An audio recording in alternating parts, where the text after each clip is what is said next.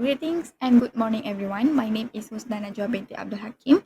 The purpose of this video and presentation is to deliver my understanding of my poem Appraisal, that is When I Have Fears That I May Cease to Be, written by John Keats.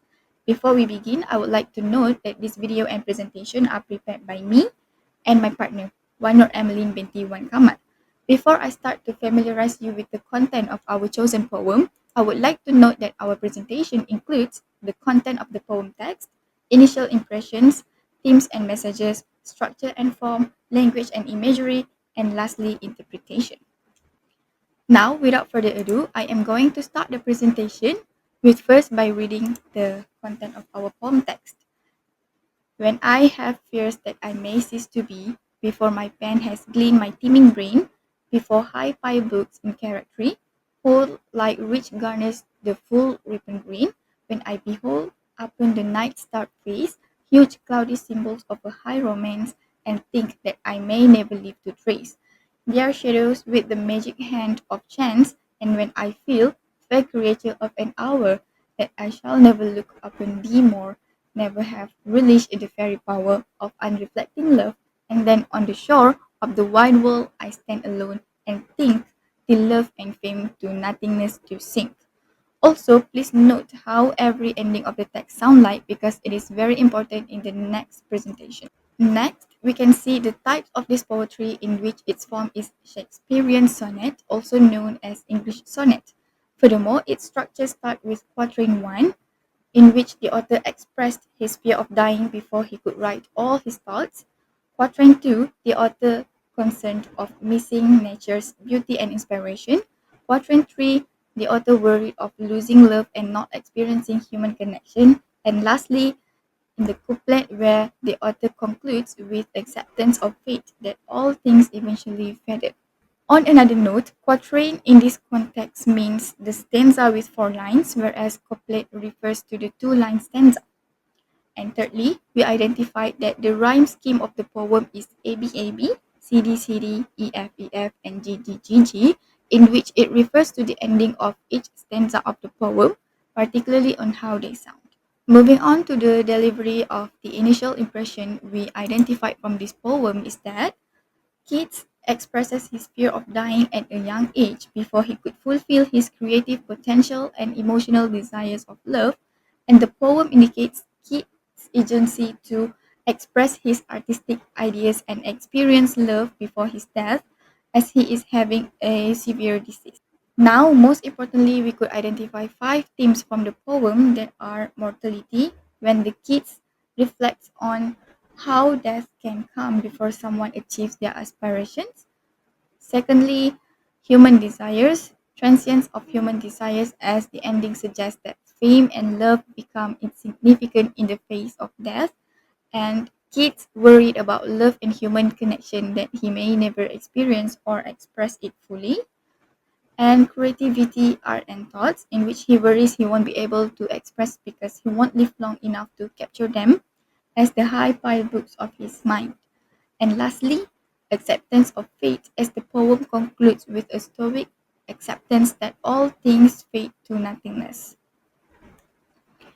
Before we move on to the next delivery, I am passing the last 3 deliveries to my partner. Moving on to the language and imagery. So the first one is astronomical imagery, whereby the sentence said that huge cloudy symbols of high romance. So the literal meaning of this is the idea of love being ambiguous, floating in his creative mind. So the second one is the metaphor, whereby the sentence said that the poem said that the before my pen has gleaned my teeming brain. So basically his ideas in his mind are compared to a field of grain, whereas writing them writing them down is the act of harvesting. So the next metaphor is the fair creature of an hour. So for an hour symbolize that a temporary experience. Next one is the magic hand of chance. So the magic hand symbolizes that the magician hand controlling the human fate. The next one is the hype pile books in charactery. This one is whereby the hype pile referred as his great ambition and productivity and his desire to produce all his ideas into writing, whereas book as a image as text of harvest grain and characterize is writing of the record of his harvest. Next is the interpretations, where the first one is the personal reflection on mortality. What is the personal reflection on mortality? The poem becomes a meditation on mortality and limitation it imposed on human ambitions. So basically, the outer anxieties are not just hypothetical, but also they are based on his real struggle of his illness and time. And also, this personal history is a source of Holmes' honesty and also the feelings of emotional depth. The second one is the conflicts between ambition and also the mortality. So basically, the tension between the author's lofty artistic goals and death's inevitable path is the poem's main theme. Basically, he believed that his mind is teeming with the unwritten potential of poems. A lot of the potential poems that he could write, but he could not because of his illness. So basically, this image captures both of his extraordinary creative and also his concern that life may end before he could grain everything, before he could write everything on his teeming brain. So basically, the poem becomes a portrait of an artist that tormented thoughts of unfinished endeavors and unrealized potential. So the last one is the romantic idealism and also transience.